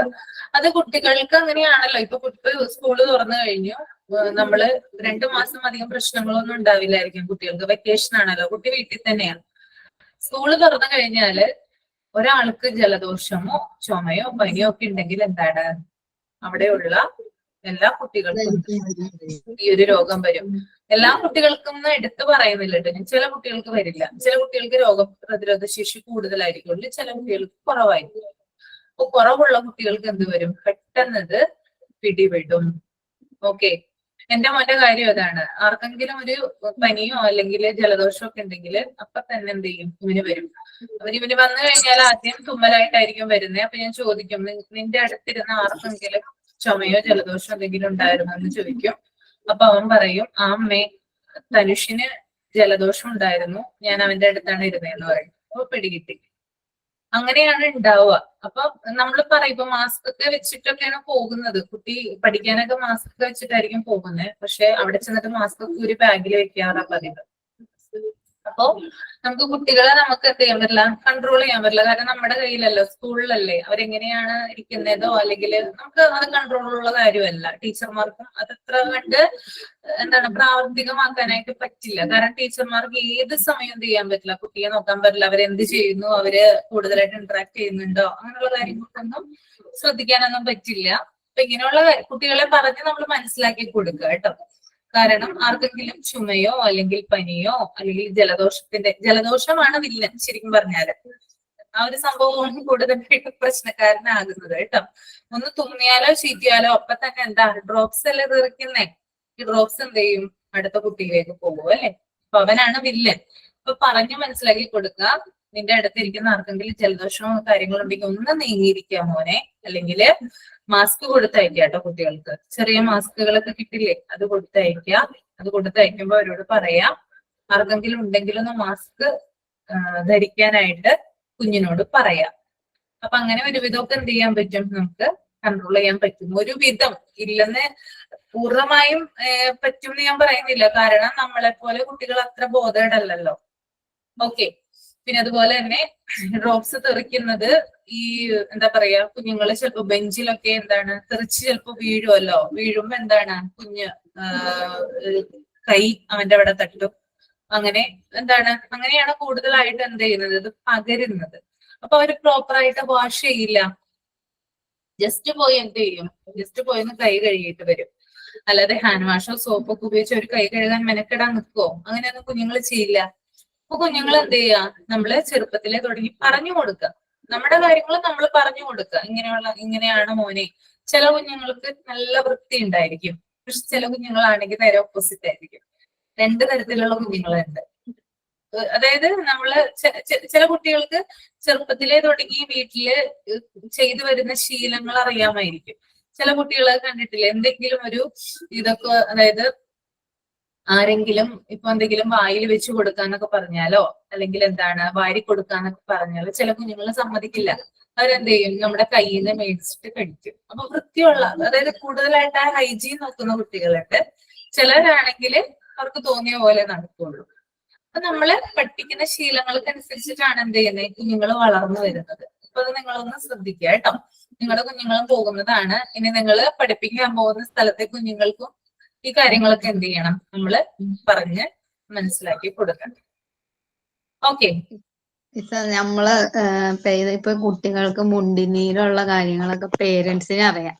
അപ്പൊ പേരൻസ് അത് നോക്കിയിട്ട് സ്കൂളിലേക്ക് വിടുവാണെങ്കിൽ മറ്റു കുട്ടികൾക്ക് അത് ഇൻഫെക്ഷൻ ആവാതിരിക്കും. കാരണം എന്റെ അനുഭവത്തിൽ നിന്ന് പറയുവാണെങ്കിൽ, ഞാൻ പ്രീ പ്രൈമറി പഠിപ്പിച്ചുകൊണ്ടിരുന്ന ടൈമില് ആ ക്ലാസ്സിൽ ഒരു കുട്ടിക്ക് ഇങ്ങനെ മുണ്ടിനീരുണ്ടായി. അപ്പൊ ഈ സൈഡിൽ ഇങ്ങനെ ശരിക്കും നീരാങ്കൂടി തൂങ്ങിയിട്ട് ശരിക്കും ആ കളർ ചേഞ്ച് ചെയ്ത്, അതായത് റെഡ് കളറിൽ ഇങ്ങനെ ശരിക്കും ഒരു ചെറിയൊരു ഡോട്ട് കണക്കുണ്ടായിരുന്നു. അങ്ങനെ ശരിക്കും ചാടിപ്പോണ്ട് ആ സൈഡിൽ. അപ്പോഴൊക്കെ കവിളിലൊക്കെ നല്ല നീരുണ്ടായി. അത് കുറെ നേരം കഴിഞ്ഞപ്പോ ഇവന് ഭയങ്കര അസ്വസ്ഥതകൾ, ഇരിക്കാൻ പറ്റൂല അങ്ങനെയൊക്കെ. അത് കഴിഞ്ഞ് പിന്നെ ഞാൻ അവിടെ ടീച്ചറിന്റെ അടുത്ത് പറഞ്ഞപ്പോ ടീച്ചർ പറഞ്ഞു മുണ്ടിനീരാകുമ്പോ മറ്റു കുട്ടികൾക്ക് വരും. അപ്പൊ ഇച്ചിരി അടുത്ത് ചേർന്നിരിക്കാനും ചെറിയ ബുദ്ധിമുട്ടൊക്കെ ഉണ്ടായിരുന്നു. പിന്നെ അവന്റെ പേരൻസിനെ വിളിച്ചപ്പോ പറഞ്ഞു, ഇവനിക്ക് ഇന്നലെ ഉണ്ടായിരുന്നു മുണ്ടിനീര്, അപ്പൊ ഞങ്ങളത് കണക്കാക്കില്ല, അങ്ങനെ വിട്ടതാന്ന് പറഞ്ഞു. അപ്പൊ ടീച്ചർ പറഞ്ഞു ഇത് പകരനെയാണ്, അപ്പൊ അങ്ങനെ സ്കൂളിലേക്ക് വിടുമ്പോ മറ്റു കുട്ടികൾക്ക് ഉണ്ടാവുമല്ലോ, അപ്പൊ ഇതിന് മാറിയിട്ട് വിട്ടാൽ മതി, ക്ലാസ്സിന്റെ കാര്യം ഓർത്ത് ടെൻഷൻ വേണ്ട, ഞങ്ങളെ മൊബൈലിലെല്ലാം ചെയ്തെന്നോളാന്ന് പറഞ്ഞു. അങ്ങനെ പേരൻസിനെ വിട്ടാൽ അത് ശരിയാണ് പറഞ്ഞത്. കാരണം നമുക്ക് മുണ്ടുനീര് മാത്രമല്ല, ഏതൊരു രോഗമായാലും കുഞ്ഞുങ്ങളെ എന്ത് ചെയ്തത് പൂർണ്ണമായിട്ട് മാറ്റിയിട്ടേ നമ്മള് കുഞ്ഞുങ്ങളെ സ്കൂളിൽ വിടാവും. കാരണം നമ്മുടെ കുഞ്ഞല്ല, മറ്റുള്ള കുഞ്ഞുങ്ങൾ കൂടി ഉണ്ട് അവിടെ അല്ലേ. അപ്പൊ അവർക്ക് കൂടി എന്ത് വരും, ഈ രോഗം പകരും. ഓക്കെ. അപ്പൊ നമുക്കറിയാം, ഇപ്പൊ ശരിക്കും പറഞ്ഞാല് ഇപ്പൊ എന്റെ മോനൊക്കെ വന്നു കഴിഞ്ഞാൽ ഞാൻ ഒരാഴ്ച കഴിഞ്ഞിട്ട് വിടാറുള്ളൂ.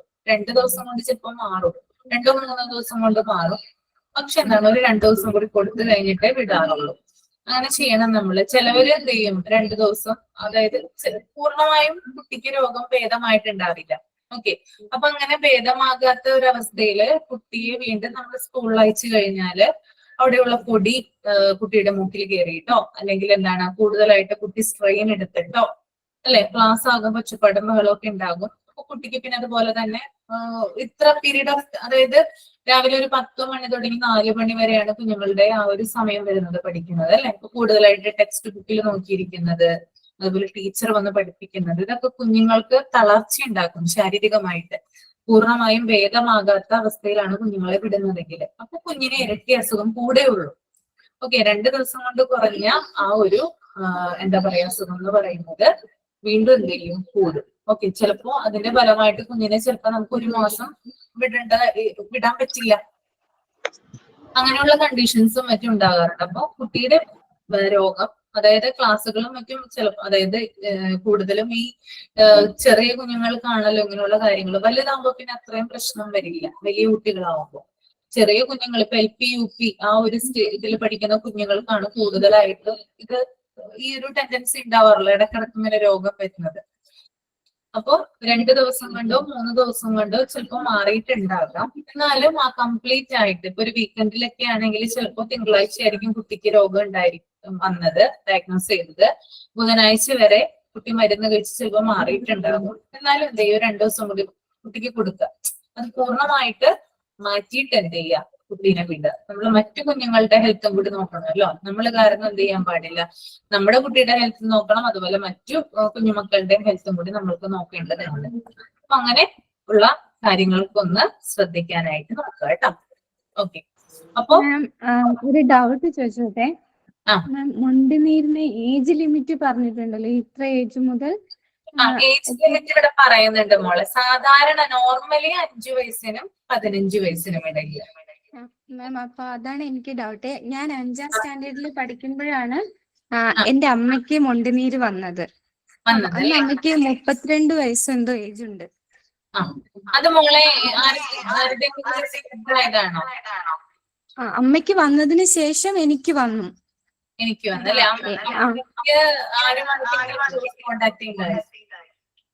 അതെനിക്ക് അറിയില്ല.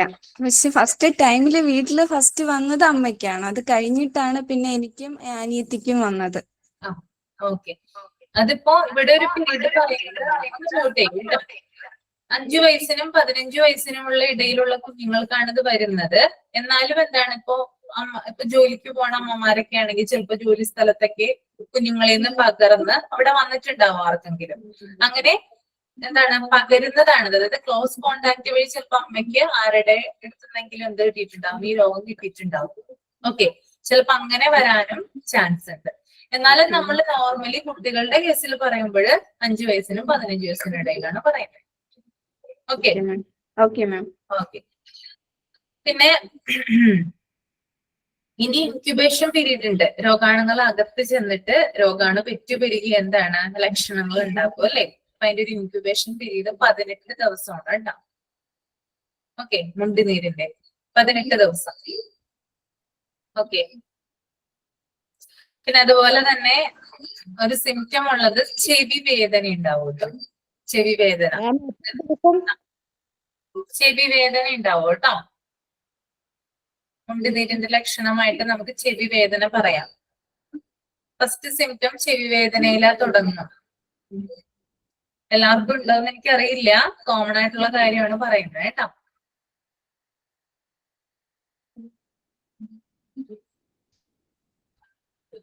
പിന്നെ MMR വാക്സിൻ അല്ലെ, എന്താണ് മീസിൽസ്, മംസ്, റുബല്ല അല്ലെ, അതിൽ 3 കൂടി ഒരുമിച്ചാണ് കൊടുക്കുന്നത് വാക്സിൻ. MMR വാക്സിൻ മുഖേന കുഞ്ഞിന് എന്താ പറയാ 1.5 വയസ്സിൽ, അതായത് 15 to 18 മന്ത്സിനിടയിലുള്ള ആ ഒരു കാലഘട്ടത്തിൽ കുഞ്ഞിന് എന്ത് കൊടുക്കും, മുണ്ടുനീര് തടയുന്നതിനുള്ള പ്രതിരോധ കുത്തിവയ്പ് നൽകാറുണ്ട്. അതുപോലെ തന്നെ കുട്ടിക്ക് 12 വയസ്സുള്ളപ്പോൾ മുണ്ടുനീരിന്റെ ബൂസ്റ്റർ നൽകും. ഓക്കെ, ഇത്രയും കാര്യങ്ങളാണ് മുണ്ടുനീരിനെ കുറിച്ചിട്ട് പറയാനുള്ളത് കേട്ടോ. പിന്നെ ഒരു പോയിന്റും കൂടി ഉണ്ട്. ആൺകുട്ടികൾക്ക് മുണ്ടുനീര് വന്നു കഴിഞ്ഞാൽ അത് നമ്മൾ ശ്രദ്ധിക്കേണ്ട കാര്യമാണ് കേട്ടോ.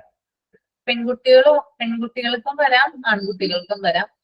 പ്രത്യേകിച്ച് ആൺകുട്ടികൾക്ക് വന്നു കഴിഞ്ഞാല്, അതായത് പ്രായപൂർത്തിയാകുന്നതിന് മുമ്പ് ഒരാൺകുട്ടിക്ക് മുണ്ടുനീര് വന്നു കഴിഞ്ഞാല് അതിന്റെ സൈഡ് എഫക്റ്റ് ആയിട്ട് ആ കുട്ടി എന്താണ് വന്ധ്യനാകാം. ഓക്കെ, അവന് ഇൻഫെർട്ടിലിറ്റി ഉണ്ടാകാം. അത് ഇമ്പോർട്ടന്റ് ആയിട്ടുള്ള ഒരു കാര്യമാണ് കേട്ടോ. മനസ്സിലായോ പറഞ്ഞത്? ക്ലിയർ ആണോ? ഓക്കെ, അപ്പൊ വരാൻ പാടില്ല എന്ന് പറയുന്ന കേൾക്കാം. എന്താ ബോയ്സിന് അങ്ങനെ വരാൻ പാടില്ല, മുണ്ടിനീര് അങ്ങനെ വരാൻ പാടില്ല എന്ന് പറയുന്നത് അത് ഇതാണ് കാരണം. അതാണ് എന്താ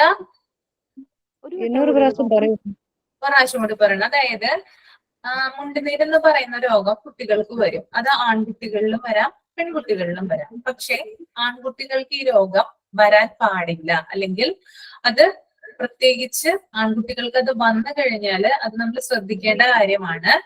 ആ കുട്ടി പ്രായപൂർത്തിയാകുന്നതിന് മുമ്പാണ് മുണ്ടുനീര് വരുന്നതെങ്കിൽ ആ കുട്ടിക്ക് പിന്നീട് ഫ്യൂച്ചറിൽ എന്തുണ്ടാവാം? ഇൻഫെർട്ടിലിറ്റി ഉണ്ടാവാം. ഓക്കെ, ഇൻഫെർട്ടിലിറ്റി കേട്ടോ, വന്ധ്യനാകാം ആ കുട്ടി. അങ്ങനെ പറയുന്നുണ്ട്. ഞാൻ ഒരു സംശയമുണ്ട്. എന്റെ മോൾക്ക് 10 വയസ്സിൽ ഇഞ്ചക്ഷൻ എടുത്തായിരുന്നു. അത് കഴിഞ്ഞ് ഇപ്പൊ 12 വയസ്സായി. ഞാൻ കൊണ്ടുപോയില്ല, ബൂസ്റ്റർ കൊടുത്തിട്ടില്ല അല്ലേ? ഇല്ല. 12 വയസ്സിലാണ് ബൂസ്റ്റർ കൊടുക്കുന്നത്. 10 വയസ്സില് അത് നോർമലി കൊടുക്കുന്നതാണോ അങ്ങനെ? 10 വയസ്സില് ഒരു ഇഞ്ചക്ഷൻ ഉണ്ട് 10 വയസ്സില്, അതെടുത്തായിരുന്നു. അപ്പൊ അത് കഴിഞ്ഞ് 12 വയസ്സില് കൊറോണ വാക്സിൻ എടുക്കാൻ ചെല്ലാൻ പറഞ്ഞു. ഞാനത് എടുക്കാനായിട്ട് കൊണ്ടുപോയില്ല അല്ലേ? ഓക്കെ, ഇത് നിങ്ങൾ പ്രോപ്പർ ആയിട്ട് ഹെൽത്ത് ആയിട്ട് കോണ്ടാക്ട് ചെയ്യുക കേട്ടോ. ഇതിന്റെ കാര്യം കൂടുതലായിട്ട് എനിക്കിത് അറിയില്ല, ജനറൽ ആയിട്ടുള്ള കാര്യമാണ് ഞാൻ പറയുന്നത് കേട്ടോ. ശരി മാം. അവരങ്ങനെ പറഞ്ഞിട്ടുണ്ടെങ്കിൽ അതൊന്ന് ചെക്ക് ചെയ്തിട്ട് ക്ലിയർ ആയിട്ട് ചോദിച്ചിട്ട് പോയാൽ മതി. ശരി മാം. ഓക്കെ ഓക്കെ, അപ്പൊ ഇത്രയും കാര്യങ്ങളാണ് നമുക്ക് മംസിനെ കുറിച്ചിട്ട് പറയാനുള്ളത് കേട്ടോ. ഓക്കെ, ജസ്റ്റ് ഒരു സെക്കൻഡേ, ഞാൻ ആ സ്ലൈഡ് ഒന്ന് കാണിക്കാൻ പറ്റുമോ നോക്കട്ടെ നിങ്ങളെ.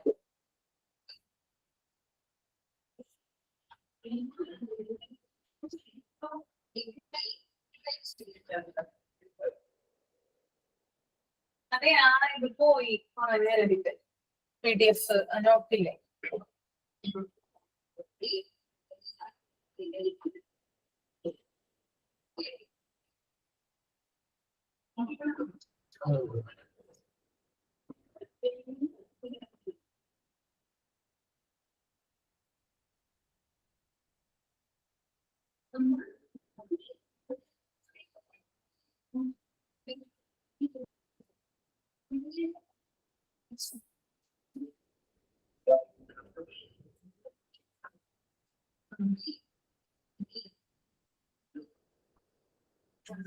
ഇതില്ല, കാണില്ലെന്ന് പിള്ളേര് ഇതിലാണ്.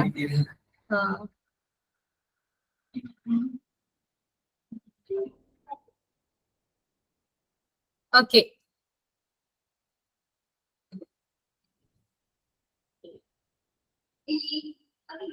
മംസ് ഒന്ന് വായിച്ചോളൂ കേട്ടോ. കാണുന്നില്ല എല്ലാവർക്കും?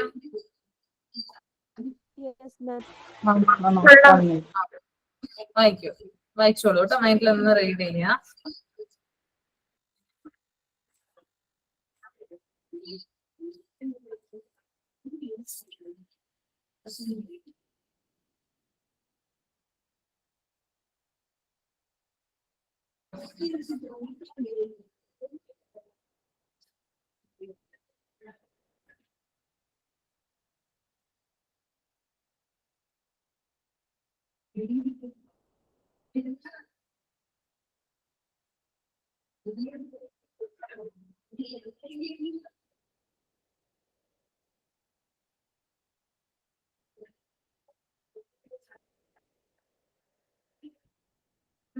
ഓക്കെ,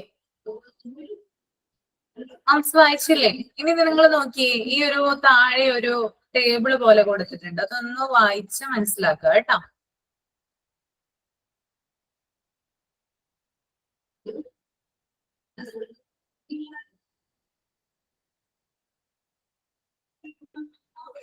വെൻ വാട്ട് വൈ എന്ന് കൊടുത്തിട്ടുണ്ട്.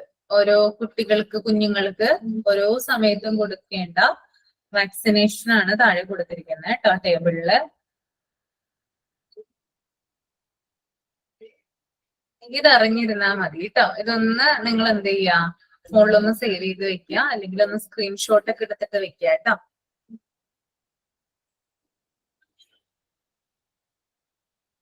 കൃത്യമായിട്ട് ഇതിനെ കുറിച്ച് അവയർനെസ് ഉണ്ടായിരിക്കാം.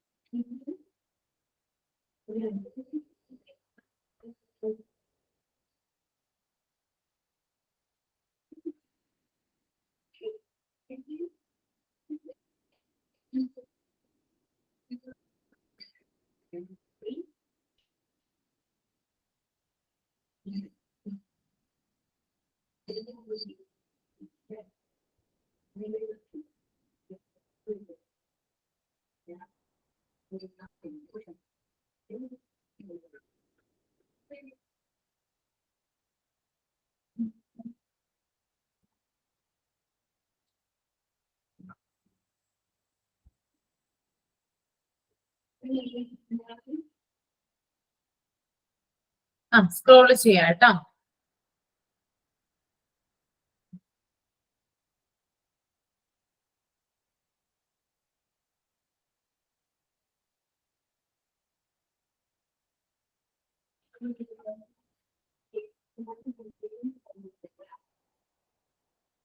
ഓക്കെ, വായിച്ചു കഴിഞ്ഞോ ശ്രുതി?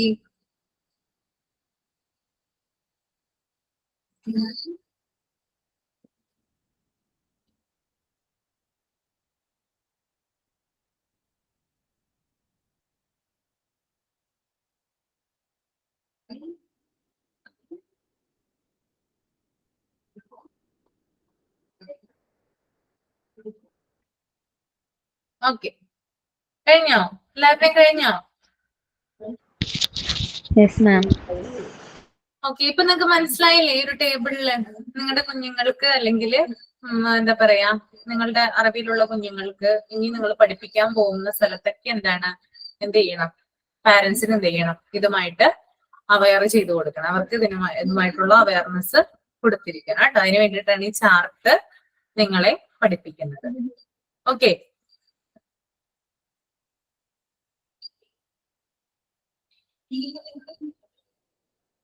നിങ്ങൾക്ക് പഠിക്കാൻ പറ്റുമോ ബൈ ഹാർട്ട്? ബൈ ഹാർട്ട് പഠിച്ച അത്ര നല്ലത് കേട്ടോ. ഈ ഒരു ടേബിൾ മാത്രം പഠിക്കാൻ പറ്റുമോ? ശ്രമിക്കാം. അല്ലെ, അറിഞ്ഞിരിക്കും. അതായത് ചോദിക്കുമ്പോൾ എന്താണെന്ന് അതായത് മനസ്സിലാക്കി വെക്കുക. എന്താണ്, ഏതൊക്കെ സമയത്താണ്, ഏത് വാക്സിനാണ്, എന്തിനു വേണ്ടിയിട്ടാണ് ഇത് കൊടുക്കുന്നതെന്നൊന്നും എന്ത് ചെയ്യുക, അറിഞ്ഞിരിക്കാനായിട്ട് ശ്രമിക്കാം. ഓക്കെ, അപ്പൊ നമുക്ക് നെക്സ്റ്റ് ക്ലാസ്സിൽ എന്ത് ചെയ്യാം, ഇതൊന്ന് ഡിസ്കസ് ചെയ്യാം. അതായത് ഇത് ജസ്റ്റ് ഒന്ന് വായിച്ച് നമുക്ക് പോകാം. പിന്നെ നമ്മൾ എന്ത് ചെയ്യണം, ഹെൽത്ത് ചെക്കപ്പ് ആണ് അടുത്തത് നമുക്ക് എടുക്കാനുള്ളത്. അതുപോലെ തന്നെ ഡയറ്ററി, ഇത്രയും കാര്യങ്ങളേ ഉള്ളൂ. ഓക്കെ, അപ്പൊ നമുക്ക് ഈ കാര്യങ്ങളൊക്കെ എന്ത് ചെയ്യാം, നെക്സ്റ്റ് ക്ലാസ്സിൽ ഡിസ്കസ് ചെയ്യാം. ഓക്കെ, ഇനി ഒരാള് വേഗം നല്ല കുട്ടിയായിട്ട് വന്നിട്ട് ഒരു ഇത് ചെയ്തേ, ആക്ഷൻസ് ഒന്ന് ചെയ്തേ.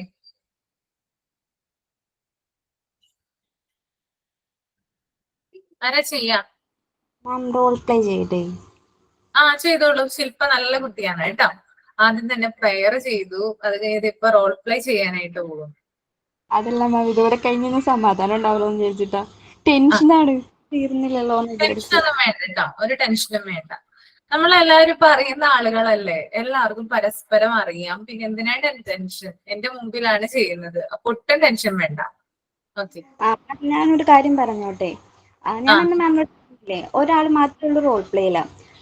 ഭൂമിയുടെ ഭാവനയില് ഇപ്പോഴത്തെ സാഹചര്യവും ഇതിന് മുന്നത്തെ സാഹചര്യവും വരുന്ന ഒരു റോൾ പ്ലേ ആണ്. ചിന്തിക്കുന്നതാണത്. ഭൂമി മാത്രമായിട്ട് രണ്ടുപേരൊന്നുമില്ലേ, ഒരാളെ ഉള്ളൂ. ക്യാമറ ഒന്ന് ഇതേണേ മാം. ചിലപ്പോ ടെൻഷൻ ആയ കാരണം കൊണ്ട് എവിടെയെങ്കിലൊക്കെ പോകും. അത് സാരില്ല, സാരില്ല, no problem. Do I know who am I? I am Earth, Mother Earth, the only one planet with life. I am round in shape. I have lots of living and lonely like air, water, land, and birds, etc.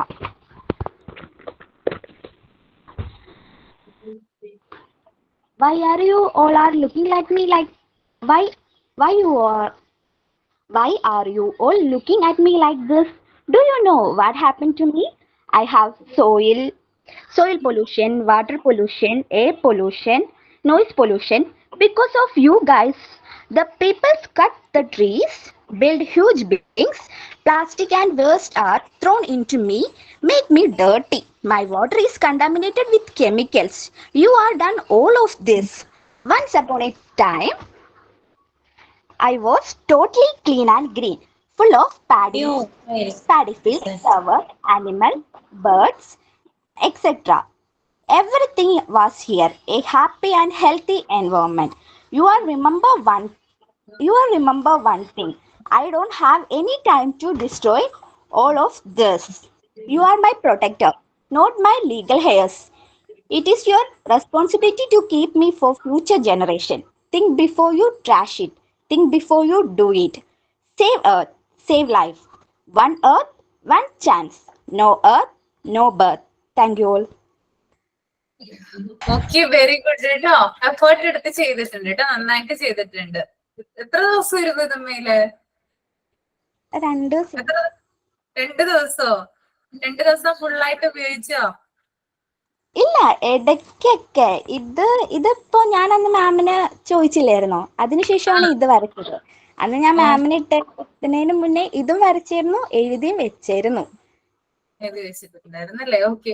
കുഞ്ഞു കുട്ടികൾ ചെയ്യുന്നത് പോലെ ശില്പി ചെയ്തുകൊണ്ട് വന്നിട്ട് കേട്ടോ, നല്ല കാര്യം, അപ്രീഷിയേറ്റ് കേട്ടോ.